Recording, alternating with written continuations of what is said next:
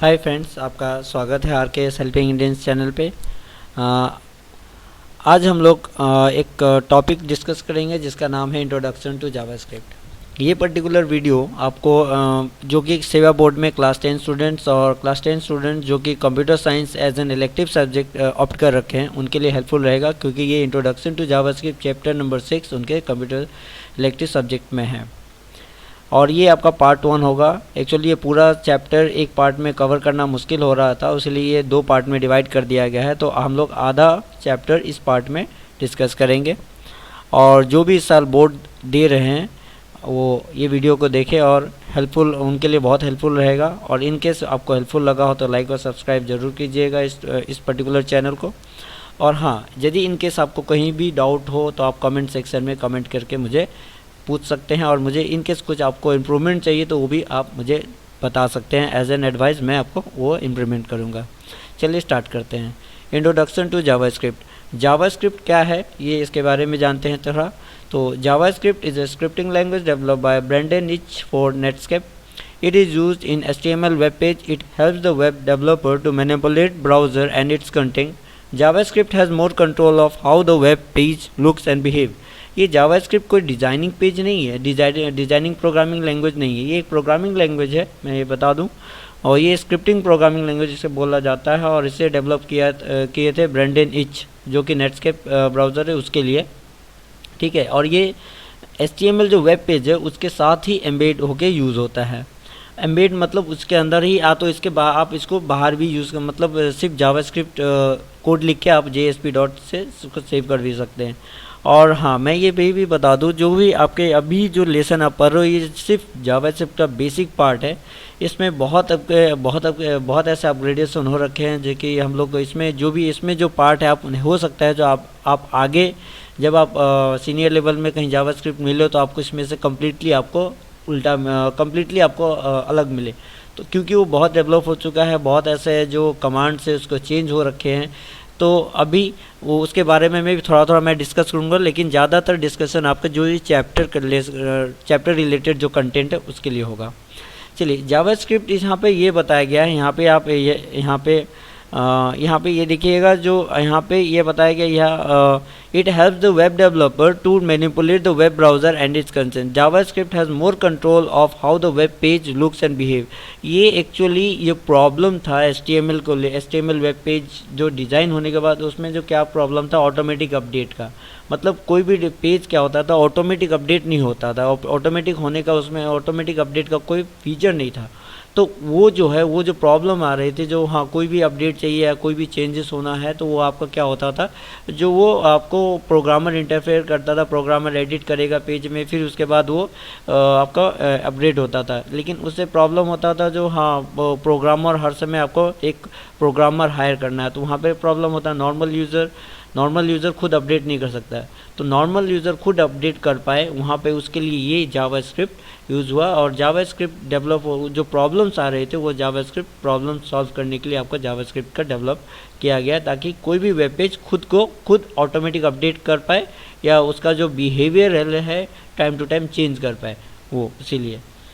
चलिए नेक्स्ट देखते हैं अब इसको यूज़ कैसे करते हैं। मैं पहले भी बोल चुका हूँ, आप इसको ये जनरली यूज़ होता है एम्बेडिंग, मतलब HTML के साथ उसके साथ यूज़ होता है, या तो इसके बाहर भी आप यूज़ कर सकते हैं। इंडिविजुअल जावास्क्रिप्ट प्रोग्राम लिख के उसको आप .jsp से भी सेव कर सकते हैं, उसको आप कॉल कर सकते हो कोई प्रोग्राम में, ठीक है। लेकिन आप यहाँ पे आप लेसन के हिसाब से हम लोग पर जाएंगे तो लेसन में आपको क्या हुआ है, एम्बेडिंग विथ आपको HTML के साथ बताया हुआ है। तो HTML के साथ इसमें कैसे यूज़ करेंगे, HTML में आपको बॉडी के अंदर स्क्रिप्ट टैग के अंदर जो भी जावास्क्रिप्ट का कमांड होगा वो दे के आपको स्क्रिप्ट टैग यहाँ पे क्लोज कर देंगे। मतलब जो भी जावास्क्रिप्ट का कमांड होगा उसे हम लोग स्टेटमेंट्स बोलते हैं, ठीक है।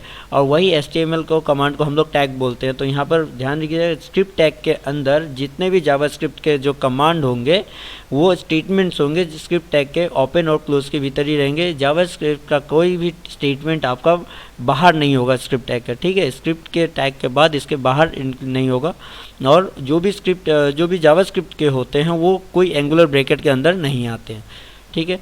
ये आप ध्यान में रखिएगा। स्क्रिप्ट टैग वो स्क्रिप्ट टैग के अंदर डिक्लेयर किया जाता है। अब ये लैंग्वेज आज के डेट में जो होता है, ये जो लैंग्वेज है, अब हम लोग ये इसका यूज़ नहीं होता है डायरेक्टली, ये टाइप यूज़ होता है, ठीक है। जावा एक्चुअली ये बताता है कौन सा लैंग्वेज हम लोग यूज़ कर रहे हैं, जावास्क्रिप्ट, और ये टाइप बताता है वो टेक्स्ट का टाइप क्या होगा, जावास्क्रिप्ट नॉर्मल टेक्स्ट हो या जावास्क्रिप्ट प्रोग्राम टाइप में होगा।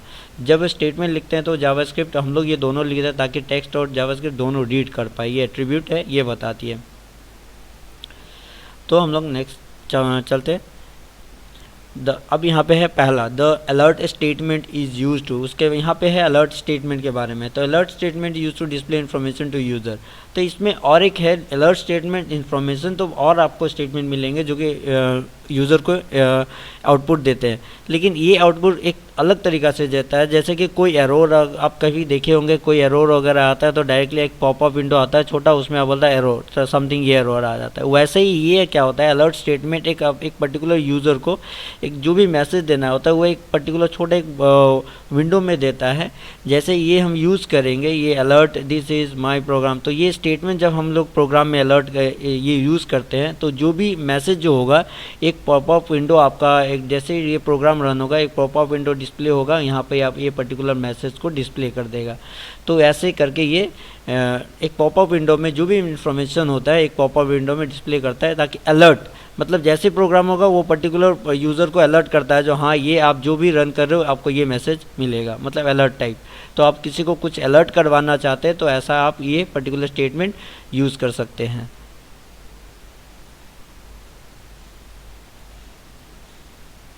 चलिए नेक्स्ट देखते हैं।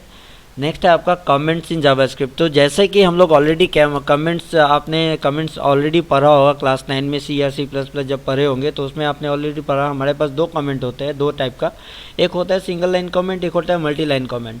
सिंगल लाइन कमेंट जो कि एक ही लाइन में ख़त्म होता है उसको हम लोग डबल स्लैश से डिनोट करेंगे। और मल्टी लाइन कमेंट क्या होता है, स्टार और उसके बीच हम लोग अपना मैसेज लिखेंगे और उसको क्लोज करेंगे स्टार हैश से।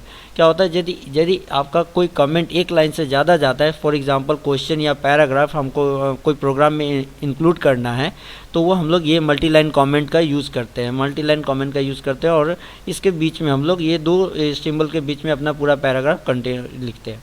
अब ये कमेंट का यूज़ क्या है, कमेंट का यूज़ एक्चुअली ज़्यादातर यूज़ आपको प्रोग्रामर के लिए बहुत यूजेबल होता है, प्रोग्रामर के लिए ही होता है एक्चुअली, ये यूज़र के लिए होता ही नहीं, क्योंकि जब ये प्रोग्राम रन होता है तो कमेंट सेक्शन कंपाइलर रीड ही नहीं करता, दिखाता ही नहीं है यूज़र को। तो मतलब ये सिर्फ आपको हेल्पफुल रहता है प्रोग्रामर के लिए। अब हेल्पफुल कैसे रहता है, मान लीजिए 1000 मतलब 2-2500 मतलब 1000-1500 लाइन का कोई कोड है, तो वहाँ पर प्रोग्रामर क्या करता है, हर एक सेक्शन के लिए एक पर्टिकुलर कमेंट दे देता है, हाँ ये पर्टिकुलर सेक्शन इस पर्टिकुलर सेक्शन के लिए, तो वहाँ पर ऊपर में कमेंट दे दे हाँ ये सेक्शन।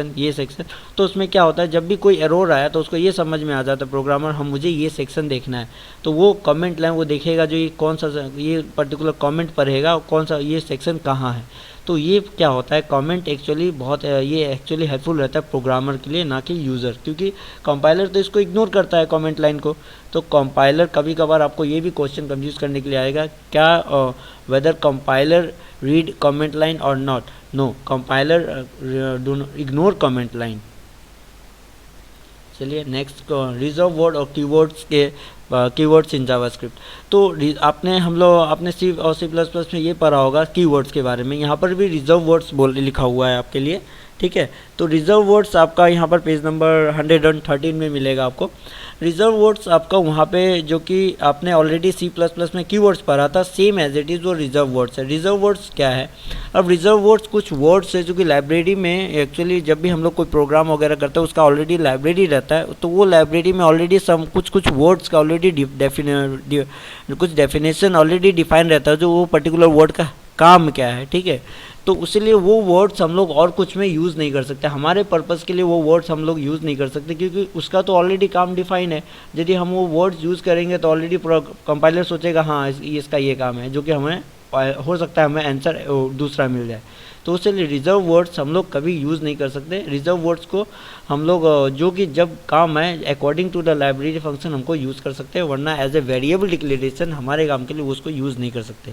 ठीक है, reserve words are the words that have a specific meaning in the script. Script मतलब यहाँ पे लाइब्रेरी होता है। They can not be use as a JavaScript variables. तो ये जो पर्टिकुलर जावास्क्रिप्ट जो रिजर्व वर्ड्स का जो चार्ट है आपको टेबल नंबर 6.2 पेज नंबर 113 में आपके बुक में अवेलेबल है, आप देख लीजिएगा। अब वेरिएबल्स इन जावास्क्रिप्ट, वेरिएबल्स क्या है? वेरिएबल्स आपका वो एरिया है जहाँ पे आप डाटा, जहाँ पे आपका जो वैल्यू है डाटा स्टोर होता है। ठीक है, तो जैसे कि आपका वेरिएबल, हमारे पास दो चीज़ है, वेरिएबल कांस्टेंट। वेरिएबल क्या होता है, जैसे कि आपने जैसे कि हमने लिखा ए हमने ये आपका और 5, ठीक है, ये कांस्टेंट है, ये वेरिएबल। तो वेरिएबल का वैल्यू मैं कुछ भी बाद में कुछ भी डिक्लेयर कर सकता हूँ, लेकिन 5 का जगह मैं 6 नहीं लिख सकता, क्योंकि 5 का जगह कोई अल्टरनेट ऑप्शन नहीं है। तो वैसे ही वेरिएबल कैन बी चेंज। और ये यदि मैं ये लिखूँ a=5, ठीक है, तो ए जो 5 जो वैल्यू है वो ए में स्टोर है, तो इसीलिए ए का उसीलिए यहाँ पे ये बोला वेरिएबल स्टोर्स डाटा। अब वेरिएबल डिक्लेयर करने के लिए कुछ रूल्स है जो कि फॉलो करना पड़ता है, और ये पर्टिकुलर रूल्स मैक्सिमम टाइम आपको ये एग्जाम में पूछा जाता है। तो rules, what are the rules of variable, 4 या 3 मार्क्स का कंपलसरी है, ये ज़्यादातर आपको पूछे ही जाते हैं। चलो तो देखते हैं। तो वेरिएबल्स रूल ऑलरेडी आपने सी में पढ़ा होगा, लेकिन यहाँ भी ऑलमोस्ट सेम ही है। ठीक है, तो जैसा कि आपका हम लोग जानते हैं जावास्क्रिप्ट एक केस सेंसिटिव लैंग्वेज है, तो इसके बारे में नीचे डिस्कस करेंगे। तो चलिए, रूल नंबर 1 क्या है? Name must start with a letter और एन अंडरस्कोर कैरेक्टर। जितने भी हम लोग वेरिएबल लिखेंगे, वेरिएबल का जो नाम स्टार्ट होगा या तो कैरेक्टर से स्टार्ट होगा, वो स्मॉल लेटर और कैपिटल उससे डजेंट मैटर, बट लेटर होना चाहिए, या एक सिंबल है अंडरस्कोर। अंडरस्कोर छोड़ के आप कोई भी सिंबल यूज़ नहीं कर सकते वेरिएबल नेम में। ठीक है, अंडरस्कोर ओनली सिर्फ अलाउड है, इवन आपका स्पेस भी अलाउड नहीं है। ये पहले बाद में भी हम लोग पढ़ेंगे। Number B, reserve words are allowed to use as variable. Reserve words are, sorry यहाँ पे अलाउड लिखा हुआ है, reserve words are not allowed होगा। रिजर्व वर्ड्स आर अलाउड लिखा हुआ है, बट यहाँ पे होगा reserve words are not allowed. Sorry, यहाँ पे reserve words are not allowed to use as variable. और space are not allowed within variable name. तो स्पेस क्या होगा? दो, मान लीजिए ये आपका दो वेरिएबल, मैंने ये एक वेरिएबल दिया लेकिन मैंने स्पेस दे दिया, तो इसको कंपाइलर क्या समझेगा? दो वेरिएबल समझेगा, क्योंकि कॉमा नहीं होगा तो एरर दिखाएगा, लेकिन इसको दो वेरिएबल समझेगा, दो पार्ट में समझेगा, तो दो पार्ट अलाउड नहीं है। ठीक है, JavaScript is case sensitive, so variable name NAM small letter name capital letter name and NAME consider as a different variable. So कि यहाँ पे देखिए, पहले भी मैंने बता चुका हूँ, जो जावास्क्रिप्ट एक केस सेंसिटिव लैंग्वेज है। केस सेंसिटिव का मतलब क्या है? इसमें स्मॉल कैपिटल और स्मॉल लेटर और कैपिटल लेटर में फ़र्क है ये। ठीक है, स्मॉल लेटर को ये अलग मानता है और कैपिटल लेटर को अलग मानता है, लेकिन कोई लैंग्वेज ऐसा है जो कि स्मॉल और कैपिटल दोनों एक ही मानता है। लेकिन जब भी एक केस सेंसिटिव वर्ड आपको मिले, जब भी आपको ये केस सेंसिटिव वर्ड मिले, तो आप ये समझ जाइएगा, तो वो क्या होता है, कैपिटल एम और स्मॉल एम को अलग मानता है, ना कि सेम। ठीक है, चलिए नेक्स्ट में देखते हैं। Data types in data types in JavaScript. तो जावास्क्रिप्ट ने हमारे दो डाटा टाइप्स देते हैं, नंबर्स, स्ट्रिंग और बुलियन। नंबर, स्ट्रिंग, नंबर आपको ये समझ में आ रहा है, जो कि डिजिट्स में होते हैं। स्ट्रिंग आपका ऐसे, जो कि कोई भी चीज़ को, कोई भी डिक्लेरेशन को मैं डबल कोट या सिंगल कोट में लिखूँ तो वो स्ट्रिंग माना जाएगा। और बुलियन, ट्रू और फॉल्स, यदि आपका ये ट्रू और या फॉल्स में वैल्यू हो तो आपको वो बुलियन में माना जाएगा। चलिए, डिक्लेयर कैसे करते हैं? वेरिएबल में वेरिएबल डिक्लेयर करते हैं। तो वेरिएबल डिक्लेरेशन क्या होता है? VAR। वेरिएबल को जब मैं VAR लिखता हूँ तो अगला ये समझ आता है जो हाँ इसके बाद वेरिएबल नेम होगा। तो ये इस नंबर आपका वेरिएबल, और VAR जब लिखते हैं तो हाँ इसको ये पता चल जाता है हाँ ये वेरिएबल अब देगा, वेरिएबल का नाम लिखेगा। तो हम लोग एक लाइन में एक भी दे सकते हैं, एक लाइन में दो भी देख सकते हैं, वही है कॉमा, और आपको टर्मिनेशन हम लोग को देना ज़रूरी है। अब वैल्यू कैसे असाइन होता है वेरिएबल में? तो ये आपका ऐसे वैल्यू भी डिक्लेयर कर सकते हैं। ये कांस्टेंट वैल्यू हो गया, या तो हम लोग नीचे कोई और इनपुट स्टेटमेंट देके वहाँ भी ले सकते हैं। तो ये एक्चुअली असाइन ऐसे नहीं होता है, यहाँ पे इक्वल साइन होगा, सॉरी यहाँ पे इक्वल साइन होगा। तो ये इक्वल साइन से आपको डिक्लेरेशन होगा। इसको बोलते हैं असाइनमेंट ऑपरेटर। इक्वल साइन नहीं बोलते, एक्चुअली असाइनमेंट ऑपरेटर बोलते हैं इसको। क्यों? इसको ऐसे पढ़ा जाता है 143 असाइन टू रोल नंबर। ठीक है, तो ये आपका हो गया डिक्लेरेशन कीवर्ड, और ये हो गया आपका वेरिएबल नेम, और ये हो गया आपका वैल्यू, और ये जो वैल्यू है वो असाइन कर रहा है ऐसे रोल नंबर को। तो ऐसे हम लोग पढ़ते हैं, roll 143 assign to roll number, true assign to passed and Ranjit assign to name. तो ये हमारे ऐसे असाइनमेंट होते हैं और ऐसे वैल्यू असाइन किए जाते हैं। चलिए नेक्स्ट देखते हैं, use of document dot right statement. आप लोगों ने जो ये पढ़ा होगा सी आउट, सी प्रिंट एफ, तो जब भी आपने सी प्रिंट एफ स्टेटमेंट जो आपको रिजल्ट देना है उससे आपको आप cout input statement, output statement, तो यहाँ पर जावा स्क्रिप्ट के लिए आप जब भी कोई चीज़ आउटपुट लिखना चाहते हैं, आउटपुट आपको जो मैसेज डिस्प्ले करना है, आउटपुट देना है, आउटपुट स्टेटमेंट लिखना है, तो ये इसको डॉक्यूमेंट डॉट राइट को एक्चुअली ये आउटपुट स्टेटमेंट, कोई भी आपको आउटपुट डिस्प्ले करवाना है तो आप डॉक्यूमेंट डॉट राइट पैरेंथेसिस के अंदर यहाँ पर आर्गुमेंट लिख दीजिए, यहाँ पर वो आपका एज ए प्रिंट हो जाएगा। ठीक है, कोई ये इसको बोलते हैं output statement. Document dot right क्या होता है, ये आउटपुट स्टेटमेंट जो कि आपको कोई भी चीज़ को आपको वेब पेज में डिस्प्ले करने में काम आती है। चलिए नेक्स्ट, ऑपरेटर्स के बारे में हम लोग डिस्कस कर रहे हैं। ऑपरेटर जो कि नॉर्मल ऑपरेटर जो कि दूसरे प्रोग्राम में भी है, इसमें भी वही ऑपरेटर्स है। Arithmetic operator, increment decrement operator, comparison operators, logical operators, conditional operators, compound assignment operator. ठीक है, तो एक एक करके सबके बारे में डिस्कस करेंगे। अरिथमेटिक ऑपरेटर्स आपका वो होता है जो कि plus, minus, multiplication, division, modulus. अब यहाँ पे बाकी तो बहुत लोग समझ जाते हैं, लेकिन प्रॉब्लम यहाँ पे हो जाते हैं मॉड्यूलस क्या है। ठीक है, मॉड्यूलस आपका वो है जो कि आपको रिमाइंडर रिटर्न करती है, ना कि क्वेश्चन कि ठीक है। इन केस आपका यहाँ पे देखिए 5 mod 2, 5 mod 2, 2 minus 5 divided by 2 क्या होगा, क्वेश्चन आएगा 2 और आपका रिमाइंडर होगा 1। तो यहाँ पे मॉड क्या होता है, रिमाइंडर रिटर्न करती है, ना कि क्वेश्चन। वही क्वेश्चन रिटर्न करवाना है तो आपको डिवाइड लगाना होगा। ठीक है, चलिए नेक्स्ट देखते हैं, इंक्रीमेंट डिक्रीमेंट ऑपरेटर क्या है, यूनरी ऑपरेटर। अब यूनरी क्या है, ऑपरेंड क्या होता है, जब हम लोग a प्लस बी लिखते हैं तो a आपका एक ऑपरेंड हो गया, b आपका दूसरा ऑपरेंड। तो जितने भी मैक्सिमम अरिथमेटिक ऑपरेटर जितने भी थे हम लोग लास्ट जो पढ़े थे, ये सारे 2 ऑपरेंड के होते हैं। ठीक है, चलिए यहाँ पर दिखा देता हूँ मैं। यहाँ पर देखिए अरिथमेटिक ऑपरेटर क्या है, जो भी 2 ऑपरेंड पर काम करता है, सिंगल ऑपरेंड पर नहीं। ठीक है, यहाँ पे देखिए सारे 2 ऑपरेंड है। तो ऑपरेंड ये बाइनरी, इसीलिए बाइनरी ऑपरेटर भी बोला जाता है इसको। तो ज़्यादातर हम लोग जितने भी ऑपरेटर्स होते हैं मैक्सिमम वो दो ऑपरेटर पर, 2 ऑपरेंड पर काम करते हैं।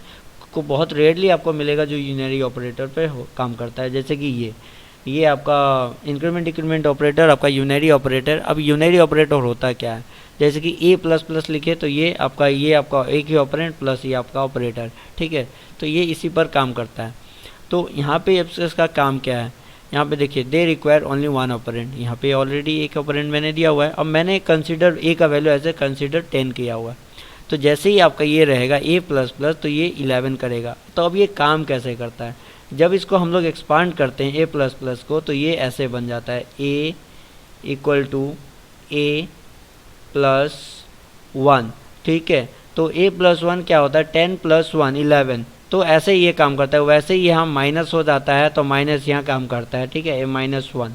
तो ऐसे ही ये जब हम लोग एक्सपांड करते हैं तो इसका ऐसे ही काम करता है। और ये इसको सिंगल में लिखें तो a प्लस प्लस लिख सकते हैं। तो नेक्स्ट हम लोग करेंगे कंपैरिजन ऑपरेटर। कंपैरिजन क्या होता है, 2 ऑपरेंड को कंपेयर करता है और इसका वैल्यू सिर्फ या तो आपको ट्रू या फॉल्स, येस और नो में मिलेगा। मतलब ये सिर्फ एक 1 बिट का होता है ये, तो इसलिए एक ही या तो ट्रू या फॉल्स ऐसे मिलेगा। कंपेयर करता है, ये दो ऑपरेंड को कंपेयर करता है। तो यहाँ पे है हमारे पास 6 या 7 है, 7 है, 6 है हम लोग के पास। तो एक होता है इक्वल टू, ये 2 बताते हैं। तो दो ऑपरेंड को कंपेयर करके बताते हैं दोनों इक्वल है या नहीं है। तो इक्वल टू साइन ऐसे देते हैं इसको। ठीक है, इक्वल साइन हम लोग जब यूज़ करेंगे तो इसको एक्चुअली इक्वल साइन बोलते हैं, ना कि इसको बोलते हैं। तो ये असाइनमेंट ऑपरेटर या वैल्यू असाइन करता है right side to the left side. इन not equal to, in case ये नॉट इक्वल टू है, greater than, less than, greater than equal to, less than equal to. ठीक है, ग्रेटर देन इक्वल टू मतलब आपका जी बड़ा हो या तो इक्वल हो, 10 यदि बड़ा हो या तो इक्वल तक आपको असाइन ये चेक करता है। ठीक है, नेक्स्ट आपका हो जाता है लॉजिकल ऑपरेटर। लॉजिकल ऑपरेटर के बारे में जब बहुत ज़्यादातर आपको सम्स दिया जाता है एग्जाम में और इसको सॉल्व करके आपको देना पड़ता है, तो लॉजिकल ऑपरेटर को थोड़ा अच्छा से समझिएगा। लॉजिकल ऑपरेटर आपका 3 है, एक है एंड, एक है और, एक है नॉट, ठीक है। तो यहाँ पे अब आपका क्या है, ये लॉजिकल ऑपरेटर आपका मैं ये 2 आपका बाइनरी ऑपरेटर मतलब 2 ऑपरेंड चाहिए इसे, और एक है आपका यूनरी ऑपरेटर जिससे एक ही ऑपरेंड चाहिए, ठीक है। ऐसे इसको पूरा एक ही ऑपरेंड माना गया है। तो अब यहाँ पे क्या है, तो आपका देखिए ये एंड ऑपरेटर क्या है, एंड ऑपरेटर में क्या होता है, बाकी दोनों साइड आपका यस होना चाहिए तभी आपका आंसर यस आएगा, वरना ये आपका आंसर नो आएगा, ठीक है। वही और ऑपरेटर में कोई एक भी यस आ गया तो आपको ट्रू मिल जाएगा आंसर, यस तो कोई एक भी यस है तो आपका आंसर यस मिलेगा, या कोई एक भी ट्रू है तो आपका आंसर ट्रू मिलेगा। लेकिन वही आपका सेम उल्टा है यहाँ पर एंड में। अब इसमें क्या होता है, जब तक दोनों ट्रू ना हो तो आपको ट्रू आंसर नहीं मिलेगा। वही नॉट में क्या होता है, आपका जो भी आंसर आएगा उसका उल्टा आपको मिलेगा। जैसे कि आपका ये यहाँ पे आपका होगा नॉट, ठीक है, NOT, ये गलत है, यहाँ नहीं होगा, तो यहाँ नॉट ऑपरेटर है, ठीक है। ये एंड है, ये और है, ये नॉट ऑपरेटर है।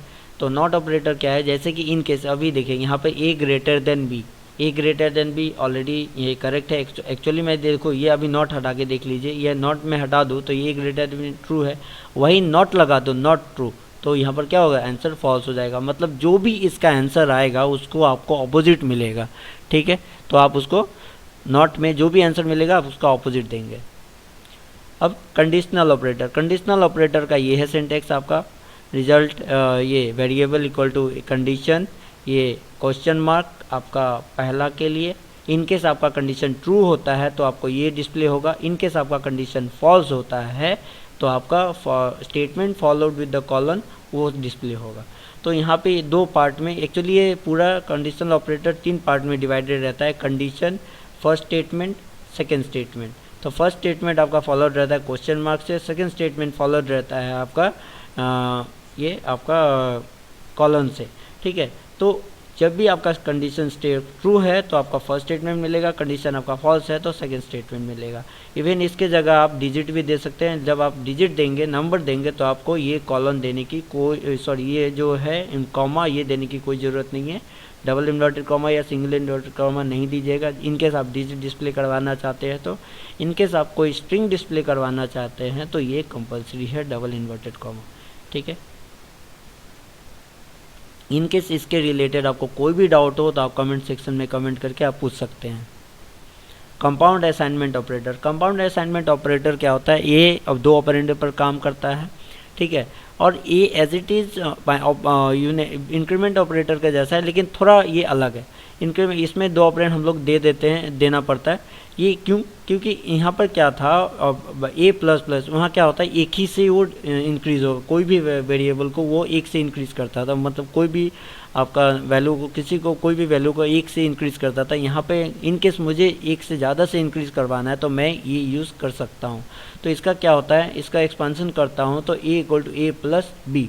अब मान लीजिए मैंने b को 4 दिया है और a को इंक्रीज़ कर रहा, तो यहाँ पर क्या होगा, a 4 के टाइप में इंक्रीज, यदि आपका ये 1 है तो प्लस 4 होके ये 5 होगा, यानी कि ये 1 5 9 ऐसे डिस्प्ले होगा, 1 5 9 ऐसे हम लोग इंक्रीमेंट यूज़ कर सकते हैं। तो इन द सेम ये जो कंपाउंड असाइनमेंट ऑपरेटर हैं, ये सारे हम लोग जितने भी हैं असाइनमेंट, जितने भी जो हमारे अरिथमेटिक ऑपरेटर्स हमारे सबके साथ यूज़ कर सकते हैं।